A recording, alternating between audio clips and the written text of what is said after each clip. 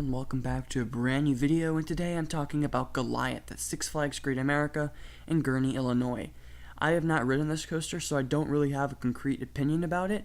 I know that people who have say that it is a pretty short ride. To me, that doesn't really matter, so for basis on this video, I will just label the ride as a coaster that looks like a lot of fun and that I hope to ride someday, although I know it is pretty controversial. Anyway, getting to the main coaster subject, I do think that this coaster was designed to be a clone, and I have my reasoning for why they didn't follow through with actually cloning it, but let's get to that later. If you look at the layout, it is incredibly compact. It fits in a very narrow sliver of land. It is shaped like a rectangle perfectly.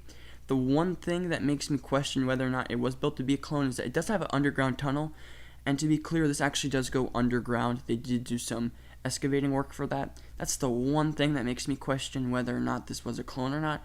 But if you look at the layout, then again, I mean, you could easily change this layout. You could easily make that drop into just a normal drop, and it wouldn't lose that much speed because there's only about a 15-foot difference there that you would be losing in your speed. So I definitely think that the ride layout was meant to be a clone, especially if we look at the track length. I mean, 3,100 feet, that's definitely a good track length, but considering how fast the coaster is, it zooms right through it, and it is a short ride.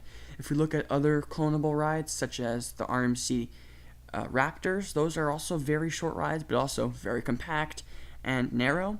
If you look at Batman the Ride, again, pretty compact and very short ride. If you look at any of the Skyrocket 2s by Premier, very compact, short rides. So it just follows that formula of being a clone ride. Now, don't get me wrong, I'm not saying that Goliath is in any way a bad coaster. I mean, I personally love the Batman the Ride clones, so that doesn't really hinder the ride experience. But I think that the reason that they never followed through with making this a true clone and cloning it to other parks is because of the track type. Now, it's pretty common knowledge by now that RMC is done making the topper track coasters. I think that Lightning Rod was the last topper track coaster to be built. Maybe we'll see another one, but for now I think we're done with those coasters. I mean, if you look at Zadra, that's the first ground-up hybrid, and I think that we're going to be seeing a lot more of those. And, you know, RMC has said that they're much harder to build than the iBox coasters, and even though they can do the same elements, I think that the iBox coasters tends to age better. So there's why this never got cloned. I think that by the time that Six Flags wanted to redo it, RMC was like, nope, we're only doing iBox coasters. Now, I think that this could indicate that Six Flags will in the future decide to make a ride similar to Goliath, but in a hybrid form. I mean, if we look at Zadra, the layout's actually pretty similar in the way that it looks. Of course, you have that zero-G stall under the lift, that first big element. So definitely resemblant of Goliath. A lot of people say that Zadra is almost the second half of this coaster, or the entire thing, rather.